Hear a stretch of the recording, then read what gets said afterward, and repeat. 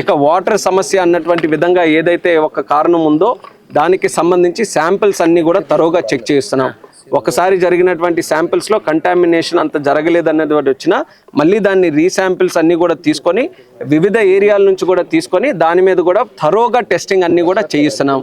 అలాగే ఇది కాకుండా వేరేగా ఫుడ్ కారణాల వల్ల ఏమైనా రావచ్చో అని చెప్పి ఈ ప్రాంతంలో ఉన్నటువంటి ఫుడ్ స్టాల్స్ కానీ సెంటర్స్ కానీ లేకపోతే చికెన్ మటన్ సేల్ సెంటర్స్ కానీ అన్నిటినీ కూడా తరోగా వెరిఫై చేసి కొన్నిటికైతే పర్మిషన్స్ కూడా క్యాన్సిల్ చేసి అమ్మకాన్ని కూడా ఆపించే ప్రయత్నం కూడా ప్రభుత్వం తరపున అవన్నీ కూడా చేశాం. అంటే ఎన్ని విధాలుగా ఈ యొక్క అవుట్ బ్రేక్ రావడానికి కారణాలు ఉంటాయో ప్రతి ఒక్కటి మీద కూడా విశ్లేషణ చేసుకుంటూ మూల కారణం తెలియజేసుకోవడానికి అన్ని రకాలుగా చర్యలు కూడా చేపడుతున్నాం. ఇక మిగిలినటువంటిది ఈ పైప్ లైన్స్ కానీ డ్రైన్స్ తాలూకా ఏదైతే ఇష్యూ ఉందో దాని మీద నిన్న మన అర్బన్ మినిస్టర్ గారు నారాయణ గారు కూడా వచ్చి థరోగా రివ్యూ చేశారు.